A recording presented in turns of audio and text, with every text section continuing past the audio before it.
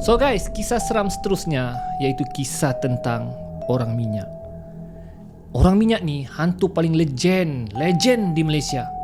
Jadi kadang-kadang kita macam tertanyalah, betulkah ni orang minyak? Betulkah wujud orang minyak?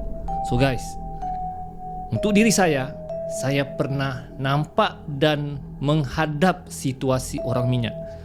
So saya boleh katakan orang minyak itu wujud. Wujud bukan apa? Ia adalah ilmu hitam, ilmu sihir yang digunakan oleh seseorang. Tujuan dia, anda kena dengar cerita ini. Kisahnya bermula ketika saya belajar di maktab perguruan. So saya tinggal di asrama lelaki lah. Dan asrama lelaki kami ini berdekatan saja dengan asrama perempuan. Okey, jadi ada apa-apa berlaku kecemasan memang kami tahulah. Dan asrama kami, lelaki kami ni tidaklah secanggih asrama macam sekolah tu yang bertingkat apa semua. Asrama kami tu asrama lama dari zaman British lagi. Zaman British punya asrama. So asrama lelaki kami dipanggil sebagai asrama ladang kuda. Ladam kuda, seperti bentuk tapak kaki kuda. So dalam asrama kami itu ada 20 orang dalam satu bilik. Okey, 20 orang. So 10 kanan 10 kiri. Begitulah asrama kami lah, asrama lelaki. Tapi best, dia suasana klasik. Memang best lah asrama tu. Okey, dijadikan cerita, sebelah asrama kami ni asrama perempuan, ya. Tapi agak ada jarak sedikit lah, ya. Dijadikan cerita pada satu malam selepas solat Isyak, ada satu teriakan yang sangat kuat dan mengejutkan di asrama perempuan. So kami yang tengah relax, tengah rehat di bilik ni terkejutlah dengan suasana teriakan tu. Dan kami tahu itu suara teriakan tu suara teriakan yang cemas. So kami semua dalam bilik tu bergegas keluar, mau tengoklah apa yang berlaku. Mungkin ada orang pingsan kah, mungkin ada orang jatuh. Dan biasanya kalau perempuan ni ada kerasukan kah kan, dan keluar. Dan bila kami keluar ramai-ramai, asrama perempuan tu pun ramai-ramai perempuan keluar. Dan situasi panik lah. Dan kami bertanya, apa yang berlaku? Dan ada salah seorang perempuan, dia menangis teresak-esak. Dia cakap ada orang mengintai di dalam tandas. Menggeletar. So kami pun segeralah minta izin untuk masuk ke dalam tandas. Dan ada beberapa orang cuba dari belakang lah, takut orang yang mengintai itu lari. Dan bila kami kepung asrama perempuan tu bahagian bilik mandi, tidak jumpa apa-apa. Dan perempuan tu pun menangislah. Dia bagi tahu dia nampak ada kelibat yang memanjat dan mengintai dia mandi. So peliklah memang situasi tu, ya. Jadi bukan setakat di situ saja habis, ada beberapa kali lagi situasi sama yang berlaku. Ya, mereka ternampak kelibat orang mengintai, ya. Dan yang peliknya, ada seorang perempuan yang dia cakap dia nampak kelibat tu. Dia bagi tahu dengan rakan-rakan saya yang lainnya. Dia cakap, saya nampak belengnya orang yang mengintai itu bercincin. Dia cincin. Dan cincin tu dia cakap ada budak asrama lelaki kami sama dengan cincin yang dia pakai. So dia cakap dia suspek kawan saya tu lah yang mengintai. Jadi kami, betul ke kan? Kan kau tuduhlah pula orang pula. Jadi dia macam tidak berani jugalah dengan rakan kami tu. So kami pun susah jugalah kan mau tanya rakan kami tu, kau kah yang mengintai kan? Enggak kan kami tanya begitu. Dan latar belakang budak yang dituduhnya pun budak yang baik, budak menghormati guru, menghormati pensyarah, menghormati rakan-rakan. Jadi kami yang mustahil lah. So kami tidak boleh tuduh je lah sembarangan. Mungkin perempuan tu nampak sekilas je lah. Tapi situasi gangguan orang minyak ni sering kami dengar. Dan sukar untuk ditangkap. Asal mau ditangkap, hilang. Dijadikan cerita, seorang perempuan,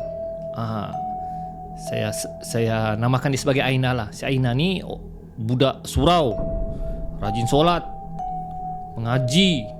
Memang budak alim lah kata orang kan. Jadi masa dia masuk tandas, dia nampak kelibat orang minyak tu di dalam tandas, tengah manjat di atas. Kalau tempat mandi perempuan kan dia macam ada bilik kan, tapi dia boleh masih lagi manjat di atas kan. Dia tengah manjat di atas mengintai orang mandi. Jadi Syaina ni nampak dia cakap, nasib baiklah Syaina ni tak jenis panik. Dia pelik lah, kenapa ada orang hitam berdiri di atas tandas perempuan kan, tandas mandi tu. Dalam tandas tu ada perempuan mandi. Jadi dia ambil beldi, kebetulan ada beldi di tangannya untuk dia mandi. Dia teriak, orang minyak. Dia baling beldi tu, pom, tepat di kepala orang minyak tu. Tong, jatuh. Yang orang mandi di dalam bilik mandi tu berteriak bila nampak orang minyak tu jatuh. Apa lagi guys, kecoh satu asrama tu, hingga kami yang di asrama lelaki ni terdengar bunyi teriakan perempuan. Macam kami rasa macam orang perempuan histeria. Masa tu subuh guys, kami semua keluar. Apa hal lagi ni kan, apa hal? Kami pun bersiap solat subuh dan untuk mau pergi ke kuliah lah kan. Semua terkejut, keluarlah. Dan terdengar bunyi balingan barang, kotang, dan satu kelibat lari gemuk berbadan minyak, badannya berminyak dan bersepeda kuning. Guys, betul guys, ini bukan tipu. Saya bukan tipu, cerita betul. Ini cerita betul, pengalaman yang berlaku di semasa saya belajar. Dan sambil dia lari, sambil dia masih lagi dibaling dengan baldi besen ya oleh budak-budak asrama perempuan, hingga sampai dia cuba melangkah di satu longkang. Pap! Dia terjatuh ke dalam longkang tu dan tidak dapat lari. Jadi semua orang berkerumun lah, termasuk kami yang lelaki ni berkerumun pergi longkang tu. Dan perempuan tu pun masih lagi baling. Masa dia jatuh di longkang tu masih dibaling. Dan guys, orang yang menjadi orang minyak tu, orang yang pertama yang perempuan cakap, dia cakap yang cincin yang dia nampak tu, dialah orangnya. Memang dia orangnya. Kami pun yang, apa hal kau kan, budak ni rupanya. Habis. Apalagi kena tangkap lah. Kami tangkap, tapi tidak sampai kes balai lah. Kami bawa sampai ke pensyara lah. Pensyara dihadap ke mahkamah Maktab Perguruan lah ceritanya tu masa tu. So memang minyak, memang betul dia berminyak. Pakai suara dalam saja, tapi dia gemuk lah. Jadi kurang fit lah untuk lari. Inilah masalahnya. Mau jadi orang minyak pun biarlah fit kan, supaya susah kau ditangkap. Ini sudah kau gemuk, masalah lah. Bila gemuk, kau lari, kau yang tak cukup nafas, akhirnya tertangkap. Jadi setelah kami tangkap, kami serahkan kepada pihak Maktab Perguruan dan masuk ke Mahkamah Maktab Perguruan. Dia telah digantung semester. Dan sebelum dia digantung semester, dibuang sementara. Dia tidak dibuang, jadi digantung semester lah. Maksudnya mungkin sem depan baru dia masuk semula lah. Saya bertanyalah kepada dia secara pribadi.